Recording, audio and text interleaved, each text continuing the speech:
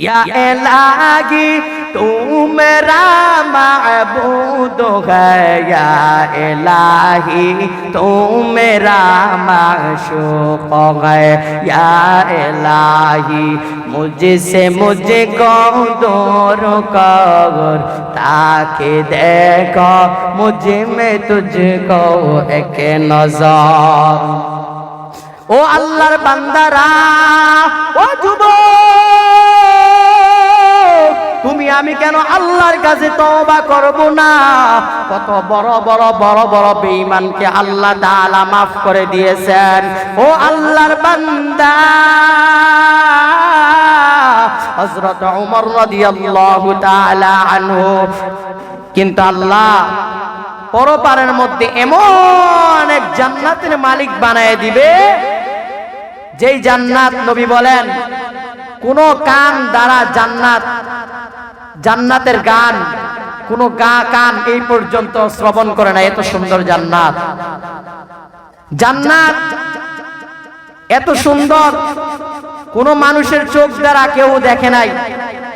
জান্নাত এত সুন্দর কোন মানুষ অন্তর দ্বারা কল্পনাও করতে পারে নাই। জান্নাতের একটা ইট হবে স্বর্ণের, আরেকটা ইট হবে রূপার, আর সিমেন্ট বালু এগুলা হবে মেশকা আম্বর। সুবহানাল্লাহ। এখানে মসজিদ, এই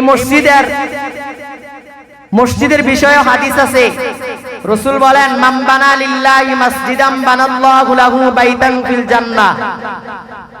যে দুনিয়ার মধ্যে আল্লাহ তাআলার একটা ঘর নির্মাণ করে, আল্লাহ পাক রব্বুল আলামিন কিয়ামতের ময়দানে তার জন্য জান্নাতের মধ্যে একটা ঘর নির্মাণ করে দিবে। সুবহানাল্লাহ। এজন্য জান্নাত কামাই করতে হলে আমরা বেশি বেশি করে আল্লাহ তাআলার কাছে তওবা করতে হবে। কেন? আমাদের গুনার কোনো অভাব নাই, আমরা সবাই গুনাহগার। এমন না যে আমরা গুনাহ করি না, না, শুধু নবীদেরকে ছাড়া সকল উম্মতদের গুনাহ আছে। সকল উম্মতদের কি আছে? গুনাহ আছে। নবীদের শুধু কি নাই? গুনাহ নাই। এজন্য আল্লাহ বলেন, কুল ইয়া ইবাদিয়াল্লাযীনা আসরাফু আলা আনফুসিহিম লা তাকনাতু মির রাহমাতিল্লাহ ইন্নাল্লাহা ইয়াগফিরুয যুনুবা জামিআ ইন্নাহু হুয়াল গফুরুর রহিম।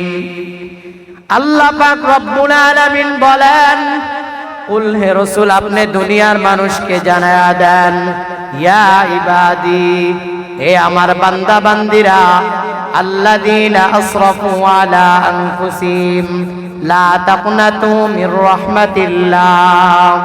আল্লাহ পাক রব্বুল আলামিন বলেন, কুল হে রাসূল, আপনি দুনিয়ার মানুষকে জানিয়ে দেন, ইয়া ইবাদি, হে আমার বান্দা বান্দিরা। কত আদর কইরা আল্লাহ পাক রব্বুল আলামিন আমাদেরকে ডাকছে, ও আমার বান্দা বান্দিরা, আল্লাযীনা আসরাফু আলা আনফুসিহিম লা তাকনাতু মির রাহমাতিল্লাহ। আল্লাহ পাক রব্বুল আলামিন বলেন, তোমরা যারা নিজেদের নফসের উপরে জুলুম করেছো, লা তাকনাতু মির রাহমাতিল্লাহ। আল্লাহ পাক রব্বুল আলামিন বলেন, আমি আল্লাহর রহমত থেকে তোমরা নৈরাশ হয়ে যাও না। কারণ আমি আল্লাহ তাআলা তোমাদেরকে যদি রহমতের চাদর নিয়ে না রাখতাম, তাহলে বান্দা তোমরা ধ্বংস হয়ে যাইতা। আমি আল্লাহ যদি তোমাদেরকে রহমতের চাদর দিয়া দায়িকা না রাখতাম, তাহলে বান্দারা তোমরা কখনো যেই অন্যায় করো কখনো তোমরা বাঁচতে পারতা না। আমি আল্লাহ তাআলার সব কিছু, আমি আল্লাহ তাআলার রহমত। এজন্য আল্লাহ পাক বলে, বান্দা আমি আল্লাহর রহমত থেকে তোমরা নৈরাশ হয়ে যাও না। কেননা আমি আল্লাহর রহমত রহমত থেকে যদি তোমরা নৈরাশ হয়ে যাও, কই যাবি রে বান্দা, তোদের যাওয়ার কোনো উপায় নাই। এজন্য আল্লাহ বলেন, আমি আল্লাহর রহমত থেকে তোমরা নৈরাশ হয়ে যাইও না। কারণ মা বাবার সামনে যদি কোনো সন্তান অন্যায় করে, ওই মা বাবা যদি সন্তানকে একদিন তাড়িয়ে দেয়, ওই মা বাবার সামনে সন্তানগুলো আবার আসিয়া নত স্বীকার করে, ওই মা বাবার সামনে আবার সন্তানগুলা ফিরিয়ে আসে। কেননা জানে আমার দুনিয়ার মধ্যে মা ছাড়া কেউ নাই, বাবা ছাড়া কেউ নাই। আমার এই দুনিয়ার মধ্যে মা বাবার থেকে যদি আমি জুদা হয়ে যাই, তাহলে আমাকে দুনিয়ার মানুষ সম্মান করবে না, আমাকে দুনিয়ার মানুষ কষ্ট দিবে, আমাকে দুনিয়ার মানুষ কত অত্যাচার করবে। এজন্য ছোট সন্তানরা যদিও একটু রাগ করিয়া মা বাবার থেকে দূরে সরিয়া যায়, কিন্তু পরবর্তীতে তার ভিতরে এই চিন্তাটা আসে, হায় হায় আমার মা ছাড়া আমার কে আছে দুনিয়ায়।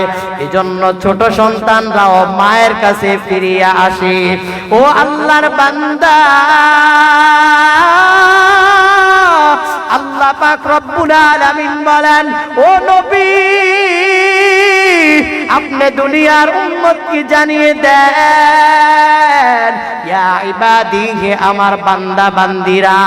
আল্লাহ কত শুদ্ধ কইরা বান্দা হিসাবে ডাকছে, কিন্তু আমরা আল্লাহর বান্দারা আল্লাহর হুকুমগুলা ঠিকভাবে আদায় করি না।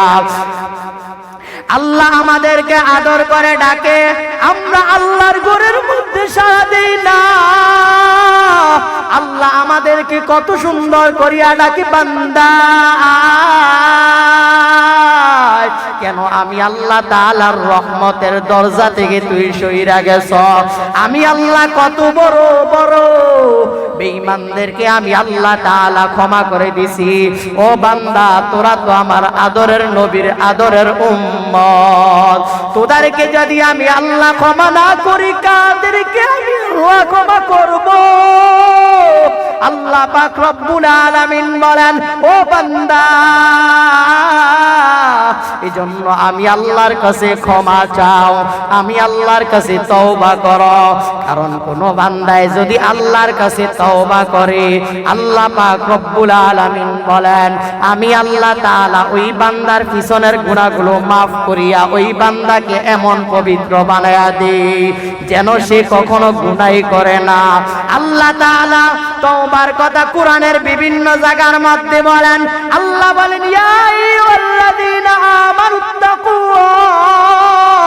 আল্লাহ পাক রব্বুল আলামিন বলেন, ও ঈমানদাররা, তোমরা আমি আল্লাহ তাআলাকে ভয় করো।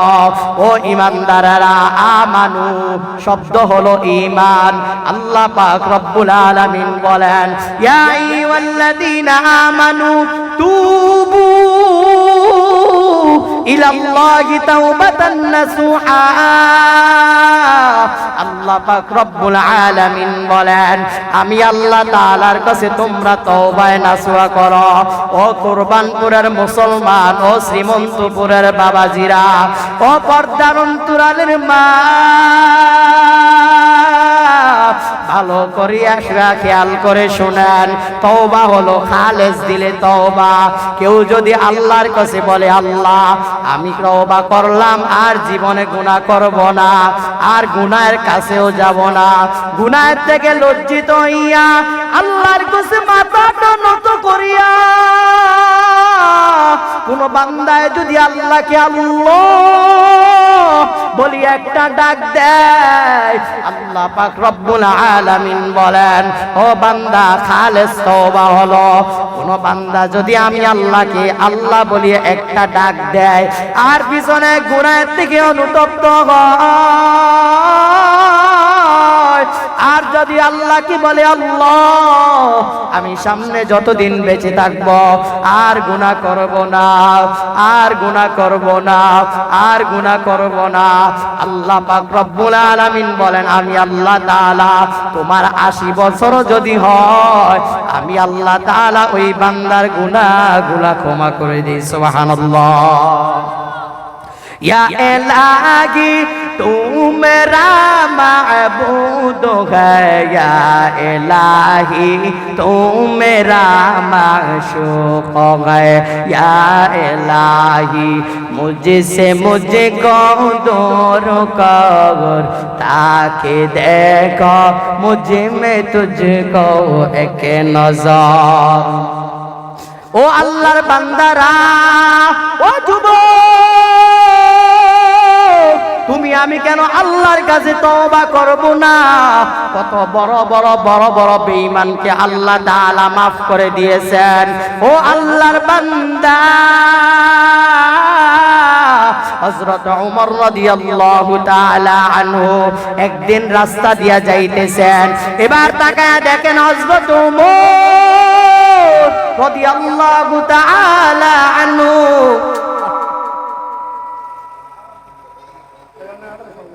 হযরত ওমর রাদিয়াল্লাহু তাআলা আনহু একদিন রাস্তা দিয়া যাইতেছেন ব্যাটসন বন্ধ করেন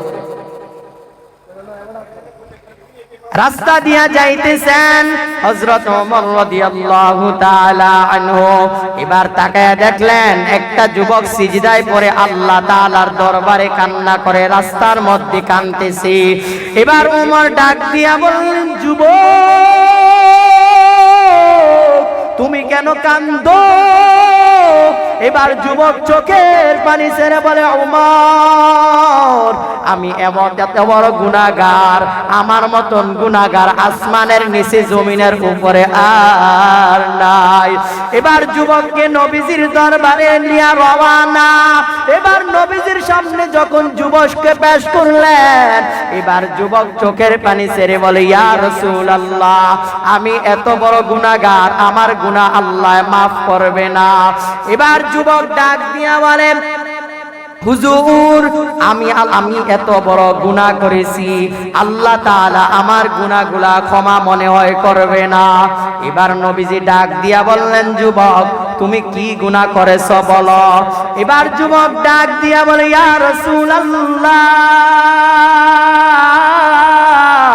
আমি এত বড় গুনাহগার এই গুনার কথা আপনার কাছে কইতে আমার শরম লাগে নবী বললেন ও যুবক তুমি কি গুনাহ করেছো বলো এবার যুবক চোখের পানি ছেড়ে বলে ইয়া রাসূলুল্লাহ আমি যেই গুনাহ করেছি এই গুনাহটা আল্লাহর রহমতের চাইতে বড় এই তোমার গুনাহ নবী বলে তোমার গুনাহ কি আসমান থেকে বড় বলে হ্যাঁ এবার নবী বলে তোমার গুনাহ কি জমিন থেকে বড় বলে হ্যাঁ নবী বলে তোমার গুনাহ কি লৌহে মাহফুজের থেকে বড় এবার বলে হ্যাঁ এবার বলে তোমার গুনাহ কি আল্লাহ তাআলার রহমতের চাইতে বড় বলে হ্যাঁ হ্যাঁ আমার গুনাহ এত বড় যে গুনার খবর আমার মা যদি জানতো আমাকে সন্তান বলে কখনো পরিচয় দিত না যেই গুনাহ আমি করেছি গো নবী আমার স্ত্রী যদি জানতো আমাকে স্বামী বলে পরিচয় দিত না যেই গুনাহ করেছি আমি আমার মা বাবাই যদি জানতো আমাকে সন্তান বলে পরিচয় দিত না আমার সন্তানগুলাকে যদি জানতো তাহলে আমার সন্তানগুলা আমাকে বাবা বলে পরিচয় দিত না এবার নবী বলেন যুবক কাঁদিও না যত বড় গুনাহগার হোক আল্লাহ maaf করবে বললেন নবী আপনি যদি এই গুনার কথাটা শুনেন তাহলে আপনি তো আমাকে দূরে সরায় দিবেন এবার নবী বলেন যুবক কি গুনাহ করেছো বলো এবার যুবক চোখের পানি ছেড়ে বলে ইয়া রাসূলুল্লাহ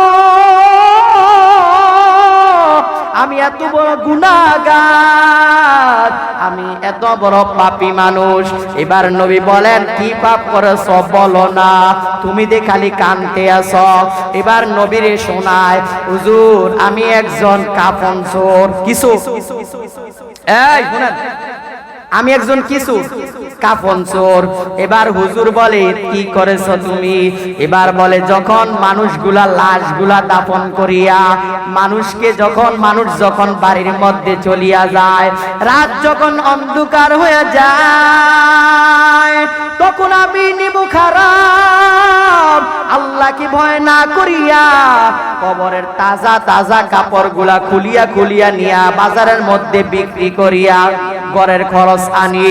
এবার নবী বলেন, কি তুমি অন্যায় করেছ?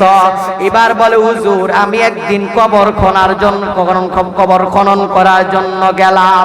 এবার তাকায় দেখলাম একটা সুন্দরী রমণী যুবতী ঘুমিয়ে আছেন এই কবরের মধ্যে। আমি আর আমার লোভ সামলাইতে না পাইরা যৌবিক চাহিদা তার সাথে পূরণ করলাম। এবার বলেন, হুজুর আমি যখন জেনা করে উঠতেছিলাম তখন যেন দেখছে, ডাক দিয়া বলে, এই যুবক, আমার মা বাবা আমাকে এখানে রেখেছে পবিত্র করিয়া, তুই আমাকে অপবিত্র করিয়া দেছ। আমি আল্লাহ তাআলার দরবারে কিয়ামতের ময়দানে বিচার দায়ের করব। এবার যুবক বলে, নবী আমি এই কথা শোনার পরে গায়বী আওয়াজ থেকে এই কথা শুনেছি। আমি শোনার পরে লাফ দিয়া কবর থেকে উঠিয়া গেলাম। আর আমার ভিতরে যে আল্লাহর ভয় ঢুকেছে, জাহান্নামের আযাবের ভয় ঢুকেছে, এজন্য আল্লাহ আমাকে মাফ করবে কিনা।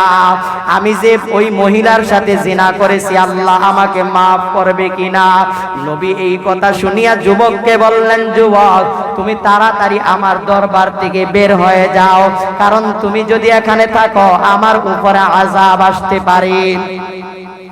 ও কুরবানপুরের মুসলমান, ও যুবকেরা ভালো করে খেয়াল করে শোনেন, যৌবনের তাড়নায় পইরা কত গুনাহ না বাবা করিয়াছ, কত মেয়ের জীবনকে তুমি নষ্ট করিয়াছ, কত মুসলমানকে তুমি কষ্ট দিয়েছ, কত মানুষের সম্পদগুলো লুট করে খাইছো। ও যুবক, ও পর্দার অন্তরালের মা, ভালো করে খেয়াল করে শোনেন, আপনার স্বামী বিদেশ, আপনি কত বেগানা পুরুষের সাথে কথা বলেছেন, এটার হিসাব দিতে হবে। ও মুসলমান, স্বামীর সাথে কেন কথা বলেন না, পর পুরুষের সাথে কেন কথা বলেন, এটার হিসাব আল্লাহর কাছে দিতে হবে। এবার যুবক ডাক দিয়া বলেন, ইয়া রাসূলুল্লাহ, শেষমেশ আপনার দরবারে আসলাম, আপনি আমাকে তাড়াইয়া দেন। বলে, তুমি তাড়াতাড়ি চলে যাও। এবার যুবক জঙ্গলের মধ্যে যাইয়া আল্লাহর কাছে তওবা করেছেন, আল্লাহ আপনি যদি এখানে আপনি ছাড়া কেউ নাই। এবার যুবক ডাক দিয়া বলে, আল্লাহ, ও আল্লাহ আপনি ছাড়া আমার আর কেউ নাই, আপনি যদি আমাকে মাফ না করেন কোথায় আমি যাব? কারণ আল্লাহ দুনিয়ার মানুষের কাছে চাইলে দুনিয়ার মানুষ একবার দেয়, দুনিয়ার মানুষের কাছে দুইবার চাইলে দুনিয়ার মানুষ দুইবার দেয়, দুনিয়ার মানুষের কাছে তিনবার চাইলে দুনিয়ার মানুষ তিনবার দেয়, চতুর্থবার চাইলে দমক দিয়া তাড়ায়া দেয়। ও আল্লাহ, আপনার নবী তো হাদিসের মধ্যে বলেছে, মাল্লাম ইয়াসআলিল্লাহ ইয়াগদাবু আলাইহি, কেউ যদি আল্লাহর কাছে না চায় আল্লাহ রাগান্বিত হয়। ও আল্লাহ, আপনি ছাড়া আমার আর কেউ নাই, ও আল্লাহ আপনি আমাকে মাফ করে দেন। যুবক কাঁদতেছেন। জিবরাইল আলাইহিস সালাতু ওয়াস সালাম নবীর দরবারে আয়েশা বললেন, ইয়া রাসূলুল্লাহ, আল্লাহ আপনারে সালাম জানাইছে। আমার মায়ার নবী বলেন, জিবরাইল ভাই কি খবর নিয়ে আসছো, কোনো ওহী টহি নাকি? বলে, না না ইয়া রাসূলুল্লাহ, কোনো ওহী না, আল্লাহ আপনারে সালাম জানাইছে। এবার নবী ডাক দিয়া বললেন, যুবক, এবার নবী ডাক দিয়া বললেন, জিবরাইল, ও জিবরাইল কি জন্য আসছো? জিবরাইল আলাইহিস সালাম বলেন, ইয়া রাসূলুল্লাহ, আল্লাহ জানতে চাইছে যুবককে আপনি বানাইছেননি। কয় না। কয় তাড়াতাড়ি আপনার সাহাবীরে খবর দিয়া যুবককে নিয়ে আসেন আপনার দরবারে। এবার আল্লাহর নবী রাহমাতুল লিল আলামিন যুবককে নিয়ে আসছে। এবার যুবককে আইনা বলে, যুবক তোমাকে আল্লাহ তাআলা সব গুনাহগুলো ক্ষমা কইরা দিছে। সুবহানাল্লাহ। এজন্য আমরা তওবা বেশি বেশি করে আদায় করব। আল্লাহ বলেন, কুলিয়া ইবাদিয়াল্লাযীনা আসরাফু, কেউ যদি আল্লাহরে আল্লাহ কয়ে একটা ডাক দেয়, আল্লাহ কত পরিমাণ খুশি হয় জানেননি? আল্লাহ আমাদেরকে সবাইকে, আল্লাহ তাআলা আমাদের সবাইকে বেশি বেশি করে তওবা করার তৌফিক দান করুক। সকলে বলি আমিন।